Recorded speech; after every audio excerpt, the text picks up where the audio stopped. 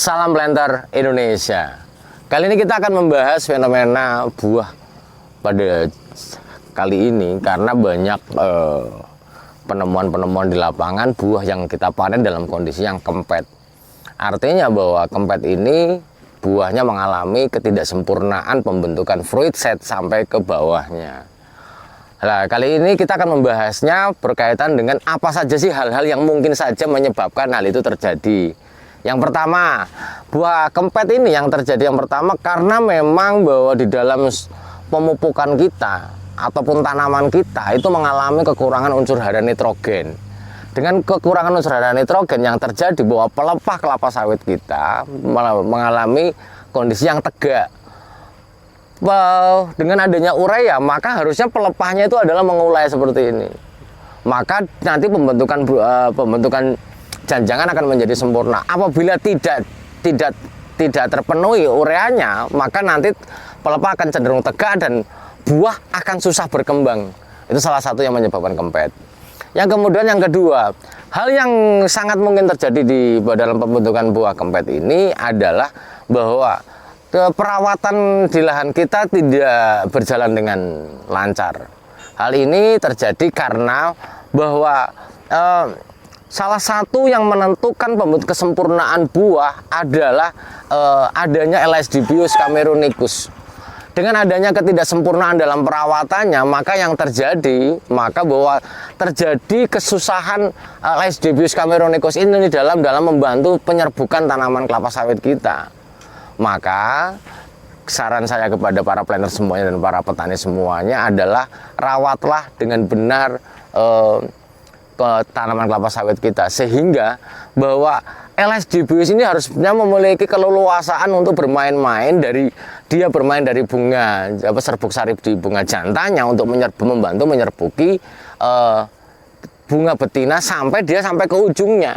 Jangan sampai bahwa dia cuma kelapa sawit kita itu hanya diserbuki oleh angin saja. Kemudian yang selanjutnya, kenapa buah Parthenocarpi ini buah yang ketidaksempurnaan dalam pembentukan buah ini, salah satu yang terakhir adalah bahwa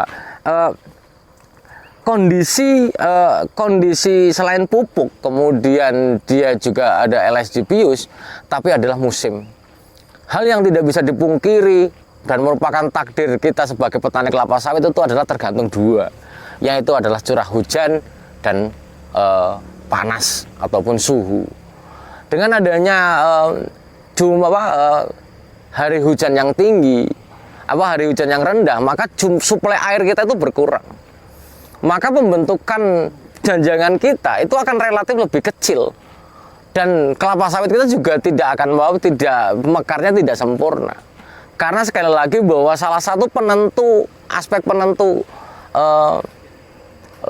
bentuk tanaman kelapa sawit kita adalah airnya sendiri. Oh, sudah saya pupuk 3 bulan yang lalu, kenapa enggak? Ternyata selama 2 bulan jumlah hari hujannya rendah misalnya. Maka itu bisa terjadi. Maka yang harus kita pahami adalah yang pertama adalah perawatan yang bagus.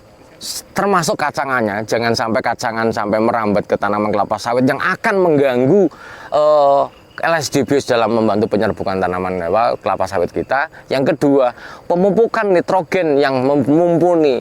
Artinya jika pakai urea maka harus diaplikasikan 2 kali setahun misalnya. Pakai ZA jumlahnya berapa.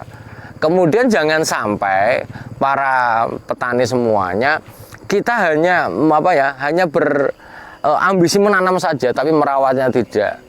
Kemudian yang ketiga adalah kita harus menghitung waktu juga. Jangan kita hanya mengutuk kepada Tuhan yang maha segalanya.